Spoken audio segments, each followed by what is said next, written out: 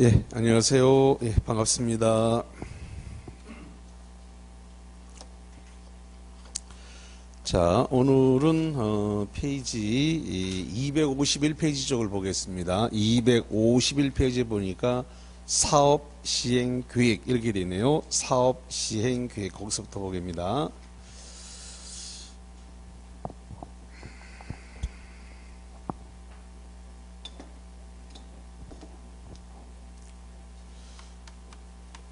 사업 시행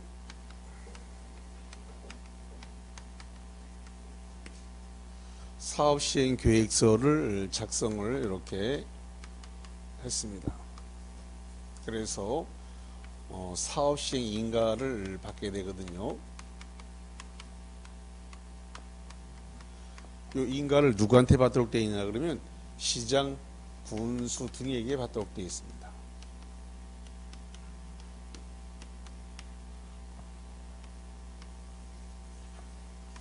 자, 그러면은 요 사업 시행 계획서를 누가 작성하느냐 그랬더니 시행자가 작성을 합니다. 시행자가 사업 시행 계획서를 작성하는데 자기 마음대로 사업 시행 계획서를 작성하면 안 되고 뭔가 기준이 있을 거예요. 그 기준은 정비 계획에 따르라 이렇게 돼 있거든요. 정비 계획에 따라서 사업 시행 계획서를 작성을 해서 그 다음에 요 인가 사업 시행 인가를 신청을 해야 됩니다. 사업 시행 인가 신청이 들어오면 요 시장 군수 등이 인가를 하기 전에 14일 이상 공람을 시킵니다. 그럼 요 14일이라는 기간 내에 의견이 있는 사람은 의견서를 제출하면 된다. 이렇게 보면 되겠고, 그리고 요 사업 시행 계획 인가를 받으러 갈 때 동의서를 제출을 해야 됩니다. 동의서. 자, 그 다음에 요 사업 시행 인가 신청이 들어오면 여기에 대해서 60일 내에 인가 여부를 갖다가 결정을 해서 알려야 됩니다.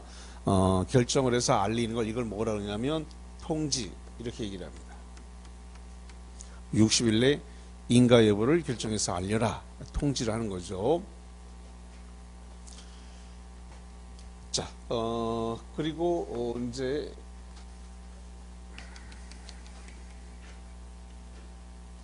자, 일단은 여기 사업 시행 계획서 작성과 인가와 공람 여기까지 일단 한번 볼게요. 자, 그럼 일단 교재 251페이지를 한번 보세요. 251페이지 맨 꼭대기에 보니까 첫 번째 줄입니다. 사업 시행자는 시행자 동그라미 칩니다. 시행자는 정비 계획에 따라 요겁니다. 정비 계획. 사업 시행 계획서를 작성할 때는 정비 계획에 따라야 된다. 요거죠. 이게 왜 갑작스럽게 소리가 커질까요?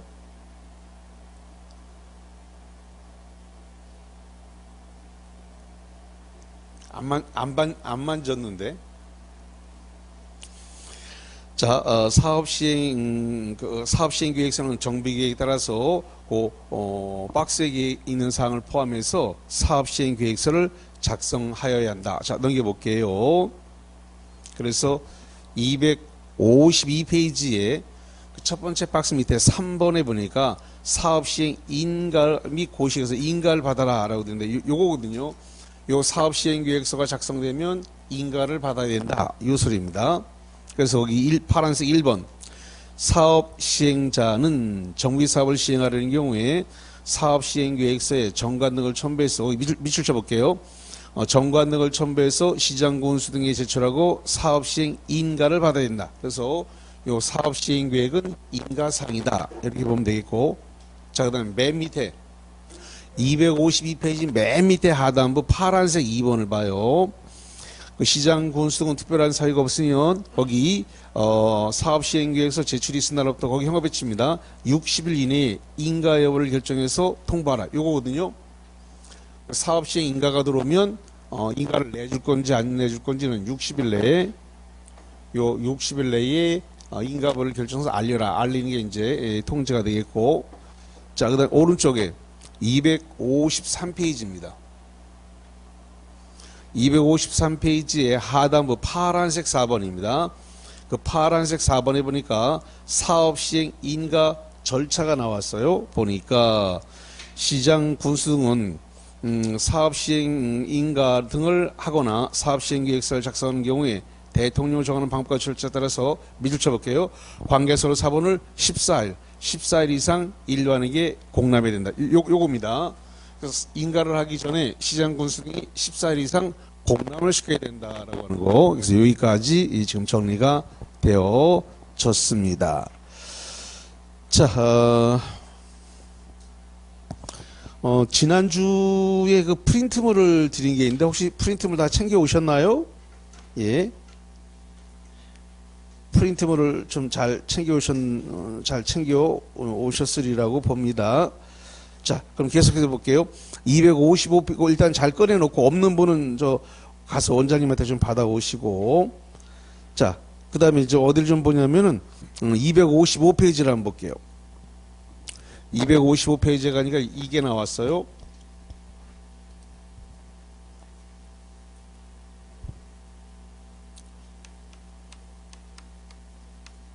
분양 공고 및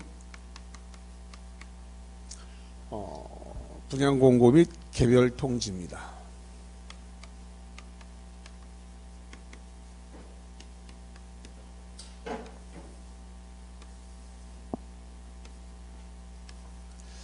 자, 그러면 분양 공고하고 개별 통지해야 되는데 언제까지 해야 되느냐 하여튼 요게 사업시행 인가 고실로부터 90일 내에 이해관계인들에게 이걸 갖다가 통지를 하고 일간신문에다가 공고해야 된다. 일간신문에다가 공고하고 그 다음에 다 개별 통지를 하게 됩니다. 자, 요 숫자 90일이라고 하는 요 숫자 요게 작년에 120일에서 여기가 90일로 개정된 부분인데 자, 요 부분이 작년도에 개정을 하고 안 냈어요. 그래서 올해 요게 나올 것입니다. 이게. 자, 그다음 두 번째로서 그러면 여기 지금 통지를 했단 말이에요. 이렇게. 그럼 통지한 날로부터 30일 이상 60일 내에 이 분양 접수를 받습니다. 다른 말로 분양 신청을 받습니다. 다만 관리처분 계획에 지장이 없다면 단 20일을 연장할 수 있다. 이런 규정을 두고 있어요. 자, 그래서 요거를 이렇게 정리할 겁니다. 통 362 이렇게 정리할 거예요. 그러면은 요거를 지금 통 362 이렇게 정리하는 이유가 뭐냐면 시험 문제를 낼 때 통지한 날로도 30 이상 60일 이내에 분양 신청을 받아라 이렇게 나와야 되는데 시험 문제를 낼 때는 이렇게 낸단 말이에요. 여기에 사업시행 인가 고실로부터 30일 이상 60일 내에 분양 신청을 받아라 이렇게 내기 때문에 학생이 시험자가 이게 잘 틀려요. 이게 그래서 사업시행 인가 고실로부터 30일 이상 60일 내에 20일 연장 이렇게 하면 그냥 혼란스럽기 때문에 그래서 통 362 시작을 통지한 날로부터 시작을 해야 돼. 통지한 날로부터. 이게 상당히 잘 속아요. 자, 금방 까먹기 때문에 먼저 이거부터 정리해 놓고 갈게요. 그러면 거기 255페이지에 그 첫 번째 줄을 봐요. 사업 시행자는 사업시 인가 고시가 있은 날 밑에 줄을 있은 날로부터 90일 내에, 자, 90일 동안 줍니다. 90일 이내에 밑에 줄을 다음 사항을 토지 등 소유자에게 통지하고 분양 대상자 대지 건축물을 일간신문에 공고해야 된다. 자, 그다음 그 밑에 분양 신청 기간. 분양 신청 기간은 통지한 날로 통을 동그라주죠. 통지한 날로 30일에 3동그라미, 60일에 6동그라미. 다만 관리처분 계획 수립 지장이 없다고 인정되면 거기 20일에 2동그라미, 20일 범위 내에서 한 차례 연장할 수 있다. 자, 그래서 요걸 우리가 줄여서 통 362 이렇게 정리를 하고 있습니다. 제가 잠깐 통지한 날을 강조하는데 시험 문제에다가 요거를 빼고 내기 때문에 자꾸 강조하는 거예요. 통지한 날로부터 이거를 빼고 사업 시행 인가 고시일로부터 30일 이상 60일 내 이렇게 나오면 틀렸는데 이게 잘 시험장 가면 안 보여요, 이게. 그래서 평상시에 연습할 때 통 362, 통 361을 연습을 하셔야 되고요. 지난주에 이 통 362가 한번 나왔어요, 지난주에. 그럼 지난주 어디서 한번 나왔을까요? 지난주 통 362가 한번 나왔는데. 지난주 도시개발법에서 입체환지에서 나왔어요, 입체환지. 입체환지를 갖다가 토지를 빌려왔는데 토지 대신에 건축물이나 이런 걸로 줄 수 있는데 근데 시행자가 자기 마음대로 건축물로 줄게요, 상가로 줄게요, 아파트로 줄게요 이렇게 마음대로 결정할 수 없으니까 토지 소유자나 건축물 소유자의 신청을 받아야 되는데 그래서 입체환지를 통지를 하게 되면 그 통지한 날부터 30일 이상 60일 이내에 입체환지를 신청해야 돼요. 그것도 통 362 똑같은 게 적용돼요. 그래서 이게 두 번 나온다. 거기서 한번 얘기를 했어요. 두 번 나온다고. 그래서 입체환지하고 분양 신청 기간 여기 똑같이 통 362 이렇게 돼 있다. 이해를 하면 되겠고요. 요게 한 번 들었으면 잘 기억이 안 나요. 3, 4월에 또 듣고 5, 6월에 또 듣고 7, 8월에 또 듣고 하다 보면 뭐 9, 10월에 가면 맞출 거예요. 자, 그 다음에 그러면 분양 접수, 분양 신청을 하라고 했는데 분양 접수를 하라고 했는데 만약에 분양 신청을 안 했다.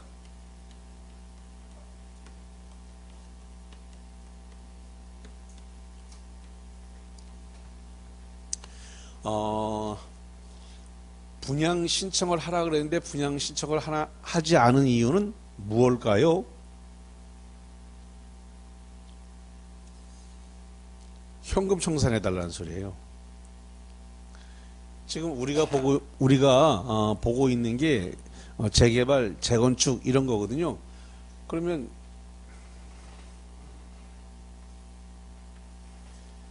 자, 예를 들어 가지고 여기가 정비구역이라고 하고 정비구역 안에 노후불량 건축물이 이렇게 있다라고 칩시다.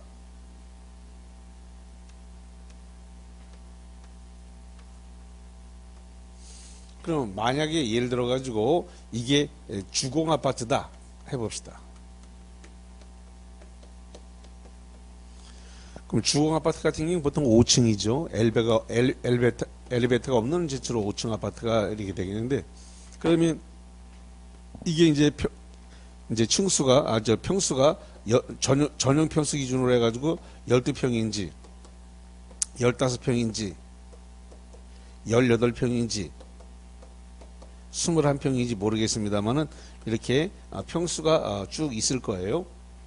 그러면 여기 분양 접수, 분양 신청을 한다는 것은 그럼 기존에 있는 노후불량 건축물, 뭐 아파트라든가 이런 것들을 철거를 하고 여기다가 이렇게 이걸 철거하고 난 다음에 새로 아파트를 지어 올리겠죠. 이렇게. 그러면 35층으로 지을지 49층으로 지을지 모르지만 지어 올렸을 거예요. 그러면 이 새로운 아파트를 갖다가 만약에 34평짜리를 갖다가 신규 아파트 새로 지은 거를 갖다가 분양받겠다라고 요 분양 접수, 분양 신청한다는 말이 요거거든요. 그럼 기존에 있던 요 노불량 건축물에 해당되는 주공 아파트 이거 지금 이제 철거하고 그다음에 새로운 아파트 분양받겠다라고 그 신청을 하는 거예요. 34평짜리 지금 아파트 받겠다.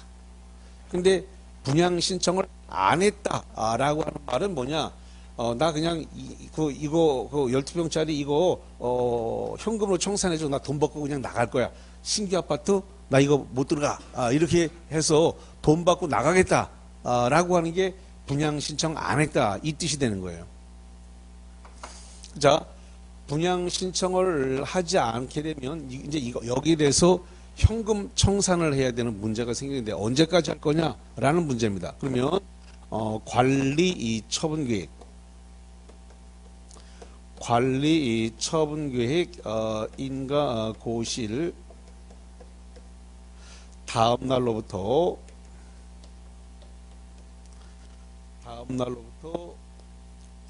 90일 내에 손실보상에 대해서 협의해야 된다. 이죠.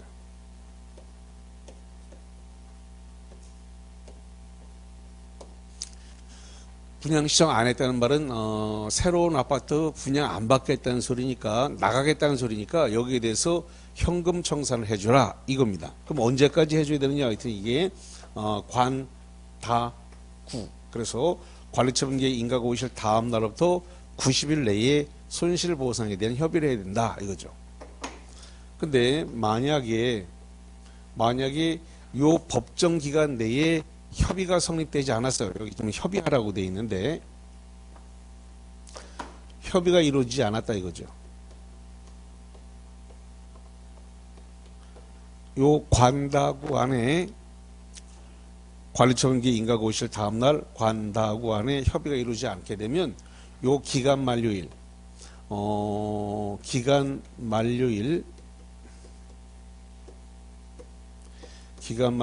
다음 날로부터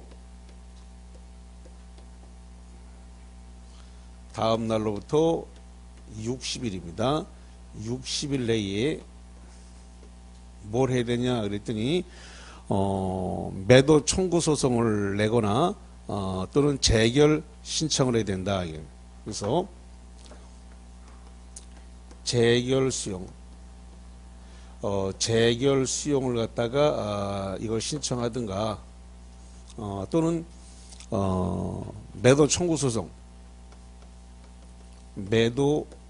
청구 소송을 갖다가 제기를 해야 된다라는 겁니다. 언제까지 제기할래 했더니 요걸 갖다가 기다육 이렇게 얘기합니다. 기다육 협의가 성립되지 않게 되면 기간 만료일 다음 날부터 60일 내에 재결 수용을 신청하거나 매도 청구 소송을 제기해야 된다라는 겁니다. 자, 그럼 교재 한번 확인해 보겠습니다. 어디를 좀 보시냐면은 257페이지를 봅시다. 자, 257페이지. 257페이지의 중간에 거기 2번 네모입니다. 2번 네모에 보니까 거기 분양 시청을 하지 아니한 자 등에 대한 조치 이렇게 나왔습니다. 그래서 현금 청산이다. 거기 양가 1번에 손실보상 협의라고 되어 있는데 사업 시행자는 관리처분계획 할 때 관 동그라미 치세요. 관리처분계획 인가고시를 다음 날에 다 동그라미 치고 다 90일에 구 동그라미 칩니다. 그럼 관다 구가 나왔네. 요거 얘기하는 거 여기에 관다 구 요게 나옵니다. 그래서 관다구 안에 90일 이내에 다음 갖고 박스에 해당되는 경우 박스 1번에 보니까 분양 신청 안 했다는 말이 나왔죠. 분양 신청하지 않았다 이런 자들이 있으면 손실보상에 대한 협의를 해야 된다. 언제까지? 관다구 관리처분계획 인가고시를 다음 날로부터 90일 이내에. 박스 2번에 보니까 분양 신청을 철회했다. 미술치가요 철회했다. 이런 자들 전부 다 손실보상으로 현금 청산해 주라는 거예요. 자, 그 다음에 그 박스 아래에 보니까 손실보상에 대한 협의가 성립되지 않았다. 그러면 관다구 관리처분계획 인가고시를 다음 날로도 90일 이내 요겁니다. 손실보상에 대한 협의가 이루어지지 않았다. 요게 적용된다는 거죠. 그래서 거기 양가로 2번 사업시행자는 1항에 따른 협의가 성립되지 아니하면 그 기간 할 때 기간의 기 동그라미 기간 만료일 다음 날에 다 동그라미 60일에 6 동그라미 그럼 뭐가 나오냐면 기다육입니다. 기다육 이내에 수용 재결을 신청하거나 그 다음에 매도 청구 소송을 제기한다. 요거죠. 재결 수용을 신청하거나 매도 청구 소송을 제기해야 된다. 기다육 안에 요거를 신청해야 된다. 이런 이야기가 등장을 했습니다. 자, 그러면 조금 전에 프린트물 준비해 놓으라 그랬는데, 자, 그럼 프린트물 한번 봅시다. 그러면 지난주 프린트물 2월 6일자입니다. 13번 볼게요. 자, 13번 사업 시행자는 사업 시행 인가 고시가 있은 날로부터 가로일 이내에 분양 공고 및 분양 신청 기간 등을 토지 등 소유자에게 통지해야 되며, 자, 일단 슬러시 잘라요.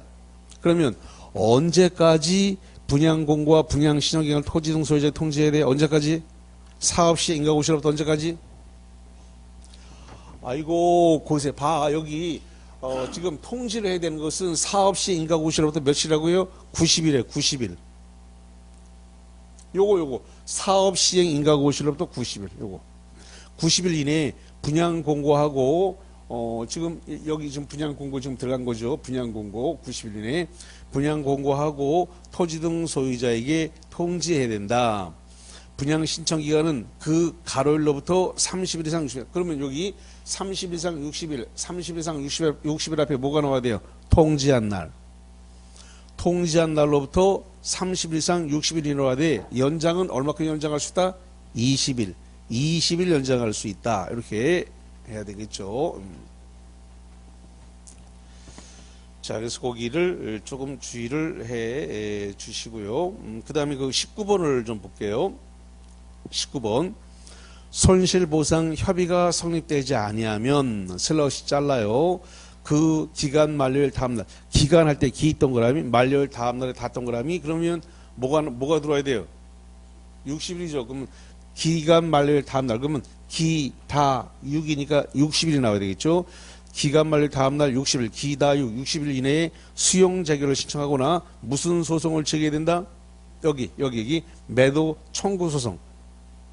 다시 무슨 소송을 제기하라고요? 매도 청구 소송. 매도 청구 소송을 제기해야 된다. 19번. 그래서 거기 손실보상 협의가 성립되지 않으면 기간 만료 다음 날부터 60일 기다 60일 이내 수용 재결을 신청하거나 바로 요거 매도 청구 소송을 제기해야 된다. 19번 거기까지 일단 했습니다.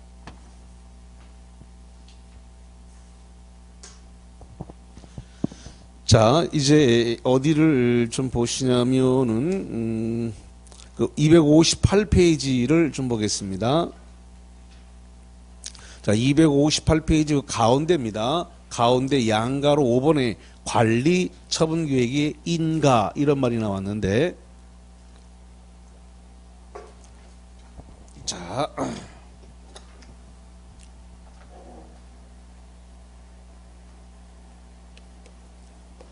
관리 처분 계획. 요 관리 처분 계획이라는 건 분양 계획입니다. 관리 처분 계획이 지금 관리 처분 계획의 작성 및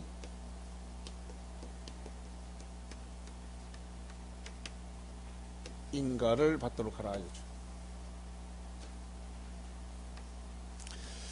자, 분양 계획에 해당되는 이 관리 처분 계획은 이것은 누가 작성할 거냐 했더니 시행자가 작성을 하게 돼 있어요.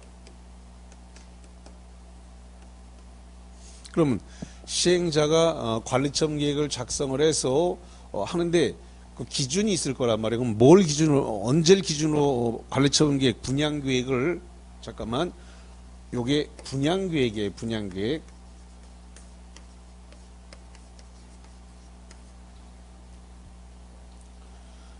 도시개발법에서 분양계획은 뭐라 그러던가요?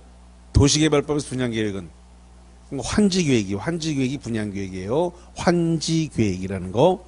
근데 여기서는 여긴 정비법이기 때문에 정비법은 관리처분계획이라 불러요.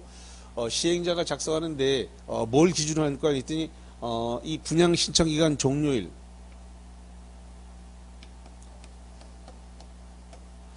분양신청기간 종료일입니다. 분양신청기간 종료일을 기준으로 해서 그 관리처분 계획을 작성하라 이렇게 돼 있어요. 그러면 시행자가 관리처분 계획을 작성했으니까 4번 관리처분 계획 4번을 이것을 30일 이상 이것을 지금 공람을 시킨단 말이죠.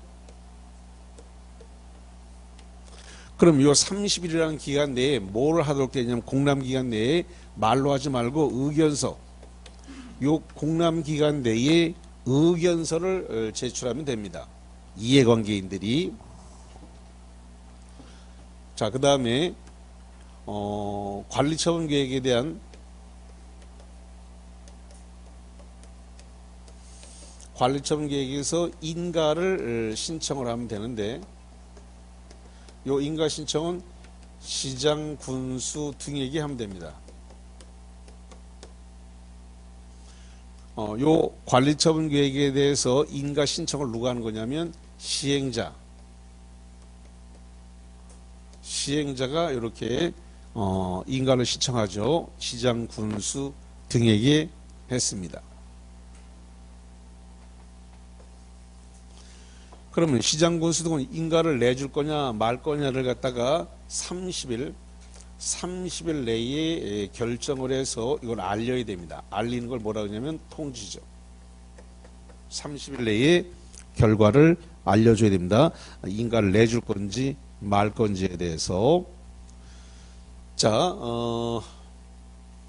그 다음에 관리처분계획 인가가 오시게 되면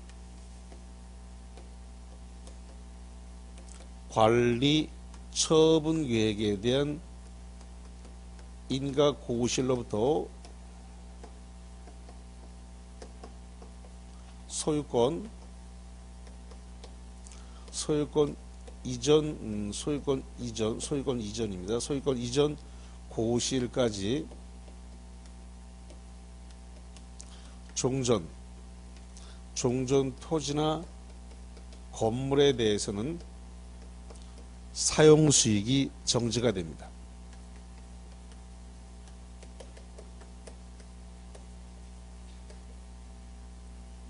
요 시점이 문제거든요. 여기 관리처분계획 인가고시로부터 소유권 이전 고시일까지 종전 토지나 건물에 대해서 지상권자, 전세권자, 임차권자 각종 소유자들은 그 토지나 건물에 대해서는 사용수익하지 못한다라는 겁니다. 이게 지금 원칙이죠. 원칙이란 말이 나온 걸 보니까 뭔가 예외가 있는 모양인데 무슨 예외가 있느냐 그랬더니 예외가 있는데 시행자로부터 써도 좋다. 그래서 시행자에게 동의를 받은 경우, 시행자의 동의를 받은 경우는 계속 사용할 수 있어요. 그 다음에 손실보상에 대한 협의가 완료가 되지 않았습니다. 손실보상에 대한 협의가 완료되지가 않았습니다. 이런 경우는 종전 토지나 건물은 사용수익이 정지가 되지 않으니까 계속 사용할 수 있다는 예외가 있습니다. 자, 그 다음에 5번째로서 지금 관리처분계획 인가가 있었습니다. 이렇게 관리처분계획 인가가 있게 되면 관리처분계획 인가를 받게 되면 이제 기존 건축물에 대해서 뭘 할 수 있느냐 그랬더니 철거를 할 수가 있어요. 관리처분계획 인가를 받으면 기존 건축물을 철거한다는 거죠. 이제 공사 들어가는 겁니다. 아직 공사 안 들어간 거죠. 그래서 철거를 했으니까 이제 뭘 하냐 그러니까 이제 공사를 이렇게 착수를 하게 됩니다. 공사 착수, 그 다음에 공사 완료.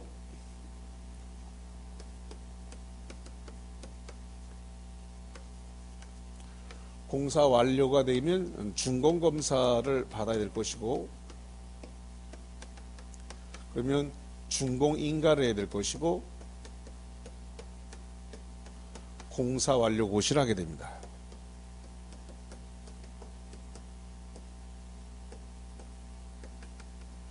이거는 이제 공보에다 해야 되겠죠. 여기 나와 있는 준공검사, 준공인가, 공사를 보시는 전부 다 이게 누가 하는 거냐면 시장, 군수 등이 하게 됩니다. 그럼 여기에 따라서 뭐라 하냐면 대지 확정 측량을 하고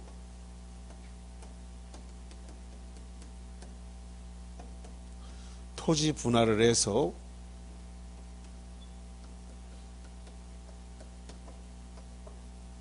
그 다음에 소유권을 이전하고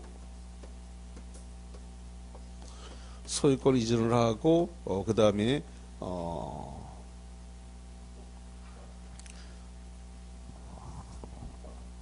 소유권을 이전하고 그 다음에 이것을 공고하고 보고를 해야 됩니다.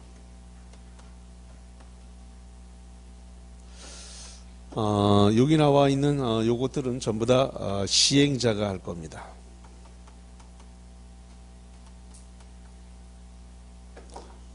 여기 공사 완료 고시에서 대지 확정 측량까지는 지체 없이 이루어져야 돼요.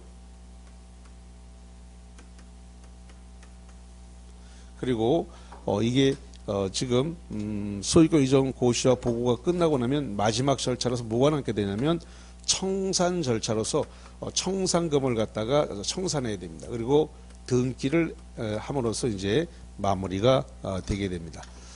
자, 그러면 지금 이제 교재를 여기서부터 여기 관리처분 계획, 요 분양 계획인 여기서부터 좀 찾아서 확인하겠습니다.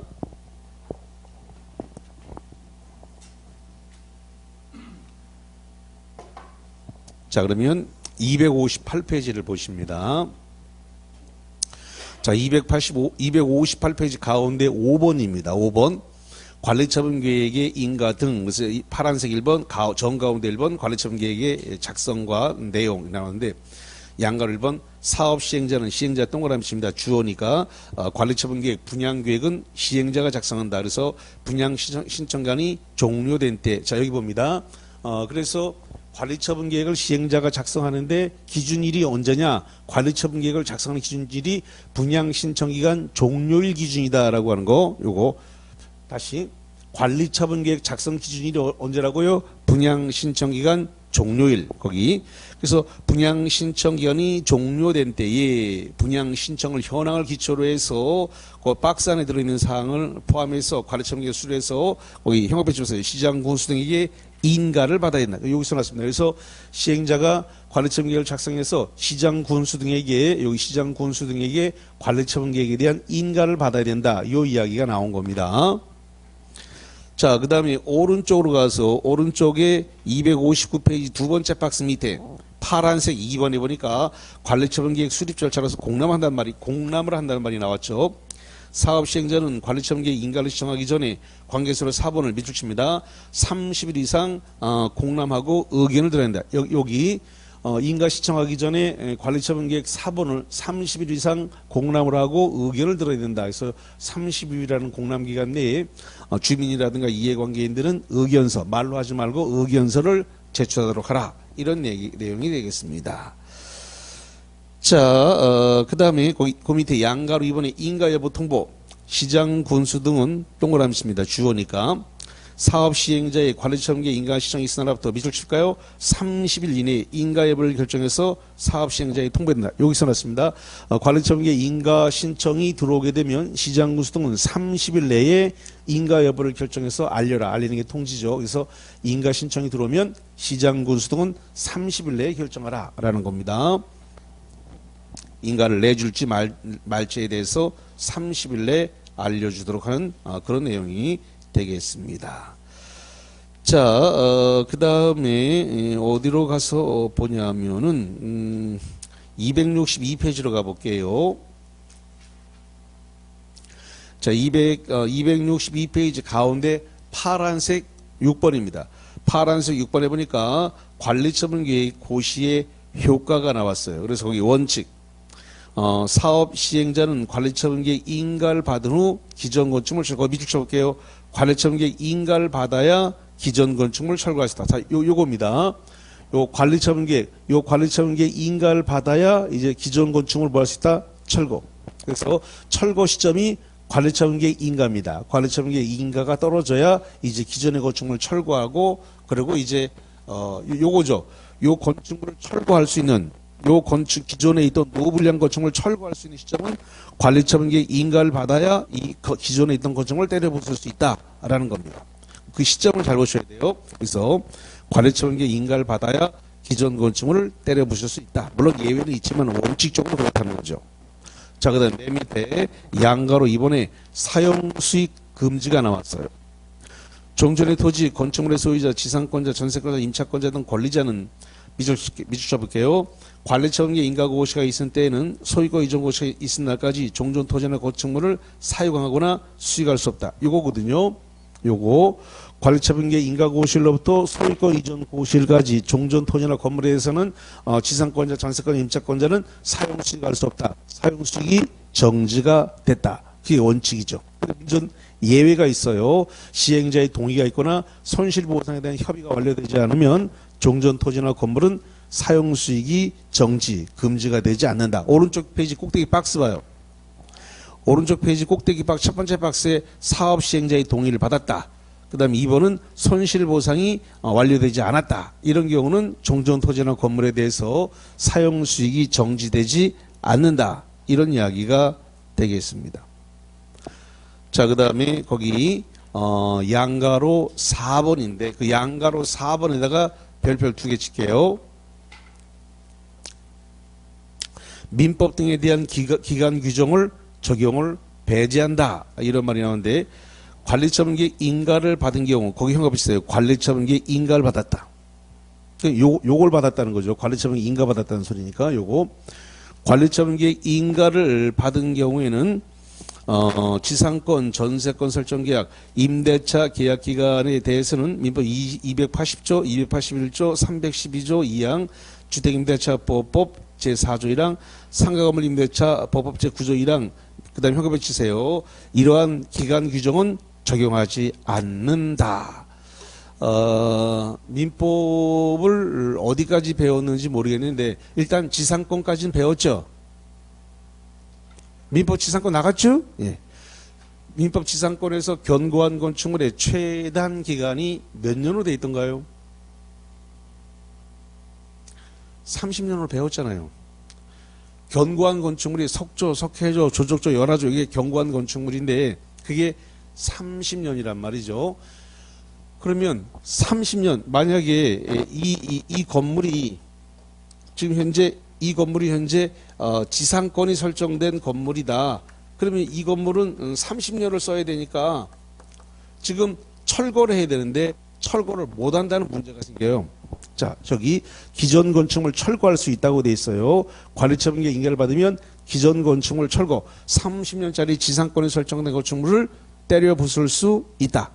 그런데 민법에서는 30년을 최단 기간 보장한다라고 돼 있는데 지금 공법은 그 보장된 기준을 적용하지 않는다라는 거예요. 그러니까 30년 보장한다는 민법 규정을 적용한다고 안 한다고? 거기 안 한다고 돼 있잖아, 그게.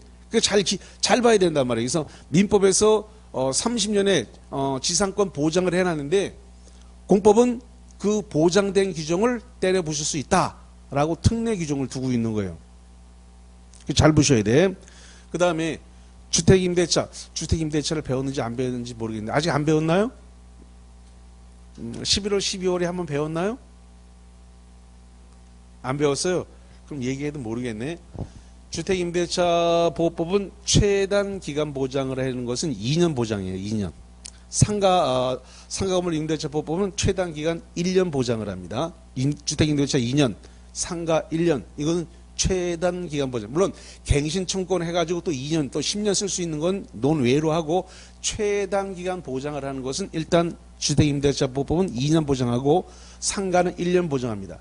그러면 2년 1년 보장한다고 돼 있는데 공법은 그 2년 주택 2년 상가 1년 보장한다는 규정에도 불구하고 그 주택과 상가를 때려 부술 수 있다는 겁니다. 왜? 거기 기간 보장 안 한다고 돼 있으니까. 보셨죠? 예. 혹시 그런 생각할지 모르겠는데 슬프다. 그거 30년짜리 때려 부수고 주택 때려 부시고 상가 때려 부시면 거기 있는 임차인 어떡하지? 어떡할 거야? 거기 지금 보장 30년 보장한다는 거 때려 부시고 주택 임대차 보호법에 따라 2년 보장한다는 거 때려 부시고 상가 건물 임대차 보호법 1년 보장하는 거 다 때려 부셨어요. 어떡할 거야 그거? 보상을 할 거야. 그러니까 슬퍼하지 마. 그 기간 보장을 안 한다고 있는데도 불구하고 내보내야 되니까 보상할 거라고. 그러니까 어쨌든 뭐 해야 돼? 철거를 해야 새로 건물 지을 거 아닌가. 근데 그거 보장하면 때려 부술 수가 없으니까 사업을 못 해요. 근데 사업을 해야 될 거 아닌가. 사업을 하는데 민법 규정을 보장을 해버리면 그 건물 때려 부술 수가 없어서 사업 진행이 안 된다. 그러니까 보장할 수 있다 없다? 없다. 때려 부숴야 돼. 단 뭐는 해준다? 보상은 해준다. 보상은 해주는데 그 민법과 민사특별법에서 기간 보장한 규정을 적용하면 때려 부술 수가 없으니까 때려 부술 수 있다는 특례를 규정을 둔 거예요. 그래서 좀 잘 좀 기억을 하시고. 예. 자, 그래서 일단은 거기까지 이 관련된 사항을 봤습니다.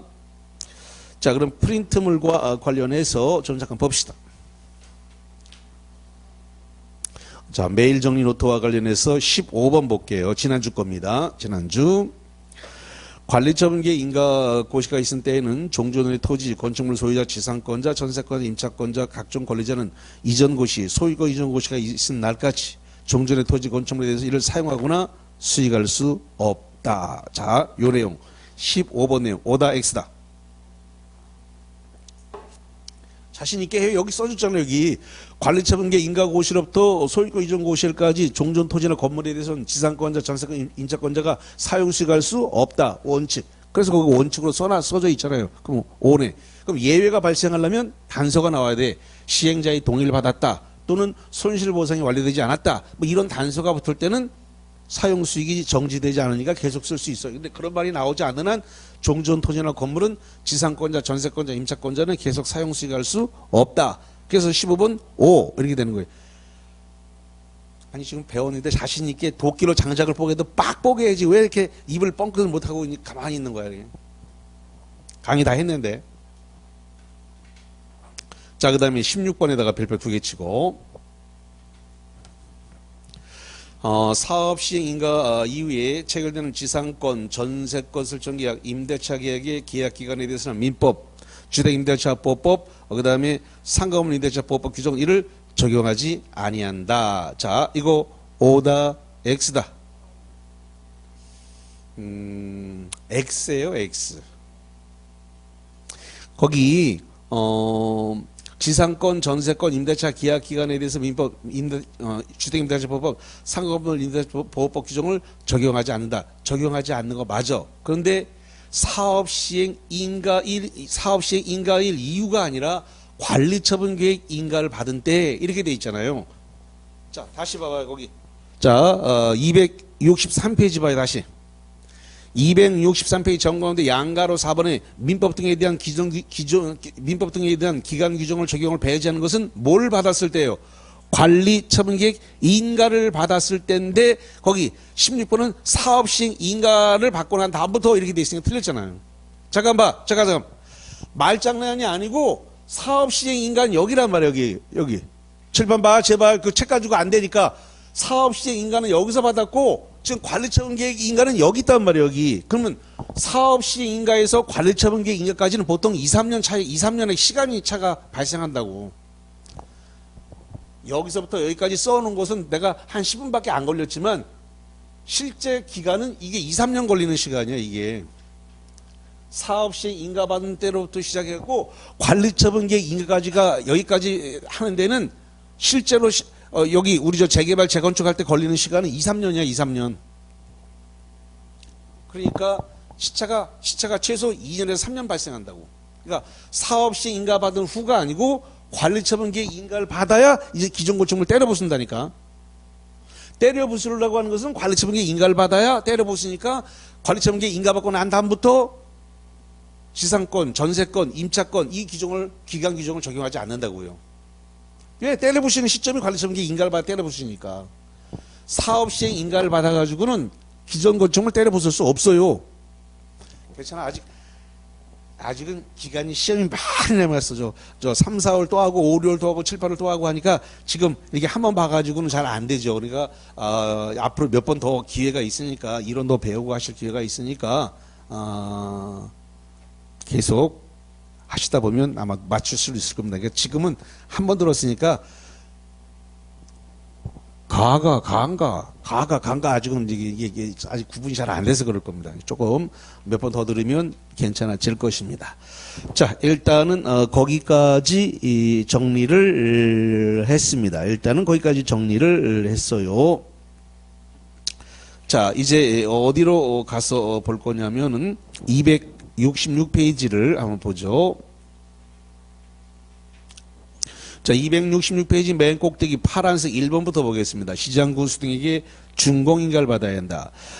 시장군수 등이 아닌 시행자가 정비사업 공사를 완료한 때는 대통령이 정하는 방법과 절차에 따라 밑줄 쳐볼까요? 시장군수 등에게 준공인가를 받아야 된다. 자, 여기 좀 써놨습니다. 뭐라 써냐면 준공인가를 누구한테 받으라고 써놨어요? 시장군수 등, 그래서 준공검사, 준공인가 전부 다 시장군수 등에게 받아야 된다. 그래서 그 맨 꼭대기 1번 그 이야기가 나온 거예요. 보시면 되겠고, 자, 그 다음에 오른쪽으로 가서 267페이지입니다. 267페이지에 보니까 거기 파란색 267페이지 가운데 파란색 5번을 보겠습니다. 준공인가 등에 따른 정비구역 해제와 조합의 존속 여부다. 정비구역의 지정은 준공인가 고시가 있은 날 밑줄 쳐보세요. 준공인가 고시가 있은 날의 밑줄 줄 다음 날로부터 해제된 것으로 본다. 자, 그러면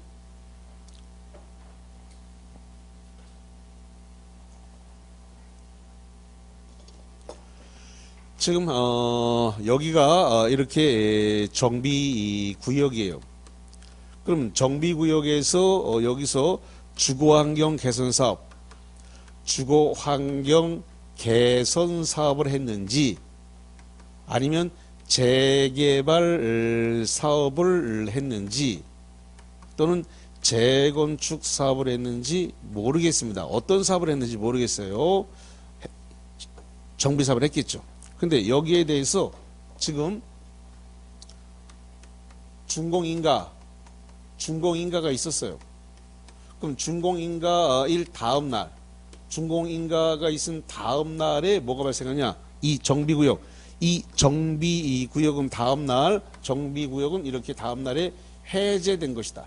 정비구역이 해제된 것으로 본다 이겁니다. 그래서 준공인가가 있게 되면 다음 날에 정비구역을 해제 안 해도 본다 그랬으니까 자동으로 해제가 돼버린다 이 소리예요 거기. 그래서 거기 파란색 5번 정비구역의 지정은 준공인가 고시가 있은 날의 밑에 줄 다음 날에 해제된 것은 자동으로 해제가 됐어요. 이 경우에 지방자치단체는 해당 지역을 지구단위계획구역으로 관리해야 되고 그 다음에 효과 배치입니다. 정비구역의 해제는 조합의 존속에 영향을 주지 않는다. 그게 시험 문제입니다. 그거 형합해 주세요. 정비구역의 해제는 조합의 존속에 영향을 주지 않는다. 그걸 형합해 주십니다. 자, 그러면 요 정비구역이 해제가 됐을 때 정비조합, 그럼 재개발조합, 재건축조합도 해제가 된다는 거예요? 해제가 되지 않는다는 거예요? 거기 정비구역의 해제는 정비조합의 존속에 영향을 미치지 않는다라는 그 말은 해석이 필요한데 그 말의 뜻은 정비구역이 해제가 됐을 때 재개발조합, 재건축조합도 함께 해산이 된다는 거예요? 안 된다는 거예요? 안 된다는 겁니다. 그래서 정비구역이 해제가 됐다 하더라도 재개발, 재건축조합은 그대로 존속한다. 해산되지 않는다. 그 뜻이에요. 그래서 거기 조합의 존속에 영향을 주지 않는다 그랬으니까 조합은 해산되지 않는다. 재개발조합, 재건축조합은 해산되지 않는다. 이런 의미예요. 자, 그 다음에 그 밑으로 내려가니까 소유권 이전한다. 그래서 거기 쭉 따라가면 돼요. 파란색을 치면 소유권 이전하고 하기 위해서는 거기 이 공사 완료 고시가 하고 대지 확정 층 그럼 여기서부터 나와요. 저기 저 파란색 박스인데 공사 완료 고시 대조정 측량 토지 분할 쭉 따라가네요. 그래서 토지 분할 조치를 거쳐서 소유권 이전 고시하고 보고하고 한다 이렇게 돼 있으니까 보면 되겠습니다. 자, 그다음 넘겨서 268페이지. 꼭대기 파란색 3번입니다. 파란색 3번이 보니까 소유권 이전 고시의 효과가 나왔는데 거기 소유권 취득 대지 또는 건축물을 분양받은 자는 고시가 있은 날의 다음 날 동그라지나 다음 날에 그 대지 또는 건축물에 대한 소유권을 취득한다 보시면 되겠고, 자 그다음 오른쪽에 269페이지 맨 밑에 청산금에 대한 소멸시효가 나왔어요. 청산금을 지급받을 권리 또는 징수할 권리는 소유권 이전 고시가 있을 때 다음 날부터 5년간 동그라미 5년간 이를 행사하지 않으면 시효로 소멸한다. 자, 잠깐만 봅시다.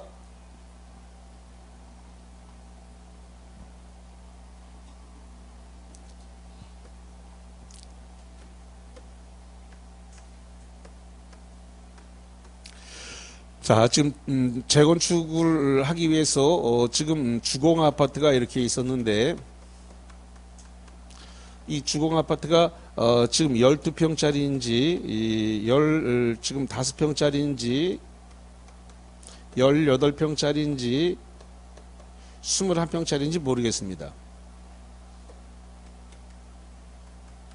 그래서 이렇게 주공 아파트에 이렇게 12평, 15평 18평, 21평 이렇게 있어요. 그래서 이거를 지금 철거를 하고 여기다가 이렇게 건물을 새로 지어 올린다. 뭐 35층으로 지을지 49층으로 지을지 모르지만 지어 올린다. 그래서 지금 여기 이제 34평짜리 이렇게 지금 분양을 받으려고 한다. 그런데 여기 보니까 분양 신청을 안 했다라는 말이 나왔습니다. 분양 신청을 안 했다. 분양을 받아야 되는데 분양 신청을 안 했다. 그러면 분양 신청을 안 했다는 말은 아까 무슨 뜻이라 그랬어요? 현금으로 청산받겠다는 소리예요. 그러니까 나 이거 새 아파트로 안 들어갈 거니까 요 12평 값 그냥 나 돈으로 줘. 21평 값 돈으로 줘. 나 돈 받고 그냥 나갈 거야. 여기 새로 짓는 아파트에 안 들어올 거야. 라고 하는 거, 그게 바로 뭐냐 그러면 저기 나와 있는 청산금이 되는 겁니다. 저기 맨 끝에 머리에 소유권 이전하고 그다음에 고시하고 보고하고 청산금이 나오는데 저 청산금이 요거에 대해서 돈을 계산하는 겁니다. 분양 신청하지 않은 자에게 주는 거, 요런 것들이입니다. 또는 이제 이런 문제가 남을 수가 있어요. 만약에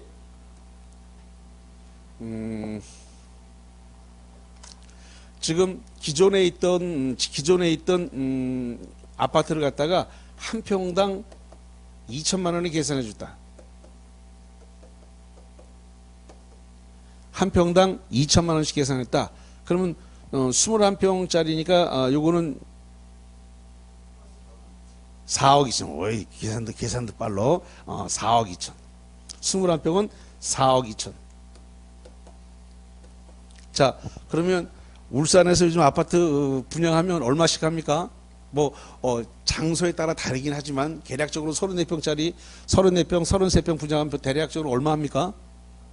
8억? 남구에 있나 보다 그거. 남구에 있나 보다. 8억 부르는 거 보니까. 외곽에 있는 거는 뭐, 그 정도 가죠? 예, 그 정도 갈 것 같아.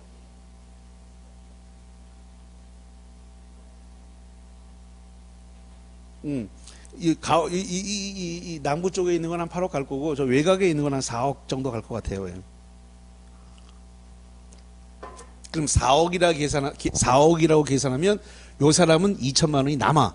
그럼 이거 사업 시행자가 이 사람한테 돌려줘야 돼. 그러면 요거를 다 청산금으로 돌려주는 거예요.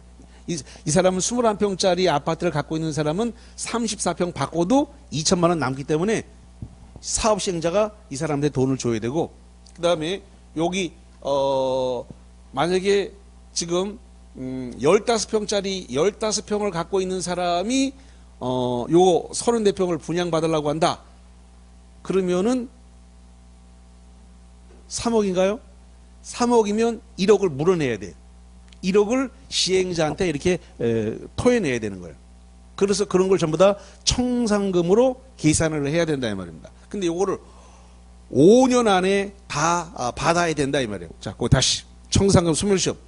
청산금을 지급받을 권리 또는 징수할 권리는 소유고 이전 고시 이 다음 날로부터 몇 년간 행사하지 않으면 소멸한다? 5년간. 이게 5년간 행사하지 않으면 시효로 소멸한다. 이 소리가 되겠고요. 자, 넘겨보세요. 270페이지. 자, 270페이지 꼭대기 5번에, 거기 5번 네모에 저당권에 대한 물상대위라고 하는 말이 나왔는데, 정비사업을 시행하는 지역 안에 있는 토지 또는 건축물의 저당권을 설정한 권리자는 저당권이 설정된 토지 또는 건축물의 소유자가 지급받을 청산금에 대하여 청산금을 지급하기 전에 압류 절차를 거쳐서 저당권을 행사할 수 있다. 요걸 갖다가 뭐라 그러냐면 민법에서 물상대위라 그래요. 뭐라 한다고요? 물상대위. 물상대위. 여기 봐요. 칠판을 좀 보시기 바랍니다. 지금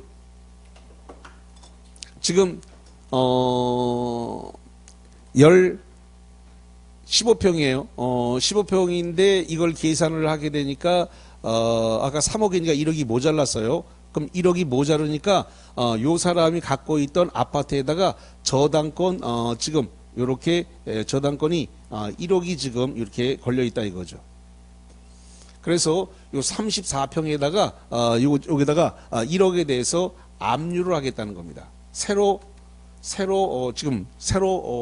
분양받는 아파트에다가 1억을 압류를 걸겠다 이거예요. 그러면 지금 요거 1억 받아야 될 저당권이 걸렸던 여기에 있던 것이 요로 새 아파트로 건너왔다. 뭐가 된다고요? 물상대위. 그래서 청산금 요 1억이라고 하는 청산금 받을 돈이 요 아파트로 건너와서 압류를 해서 지금 권한이 이쪽 넘어왔다. 민법상 이걸 뭐라 한다고요? 물상대위라고 하는. 민법에서 저당권에서 배울 거예요 아마. 그래서 민법에서 저당권 배우고 나면 요 말이 좀 더 쉬울 겁니다. 제가 이거 설명하려면 한참 걸리는데 설명하면 민법이 돼버리기 때문에 거기까지는 안 들어가겠습니다. 민법에서 저당권에서 이걸 배우게 될 것입니다. 자, 그러면 프린트볼 어디로 가냐면은 18번을 보고 좀 마무리를 하겠습니다. 자, 프린트볼 18번입니다. 청산금을 지급받을 권리 또는 이를 징수할 권리는 소유권 이전 고시 다음 날로부터 얼마간 행사하지 않으면 시효로 소멸한다? 5년. 5년간 이를 행사하지 아니하면 시효로 소멸한다. 또한 정비사업을 시행하는 지역 안에 있는 토지 또는 건축물의 저당권을 설정한 권리자는, 자, 저당권을 설정한 권리자를 뭐라 그래요? 저당권자. 다시 한번 저당권을 설정한 권리자를 줄여서 뭐라고요? 저당권자. 이 저당권자는 저당권 설정 토지나 건축물의 소유자가 지급받을 청산금에 대해서 청산금을 지급받기 전에 압류 절차를 거쳐서 저당권을 행사할 수 있는데 이것을 뭐란다? 물상대위. 뭐란다고요? 물상대위. 물상대위라고 한다. 자, 쉬었다가 와서 건축법을 하도록 합니다. 칠판 전체를 다 지웁니다.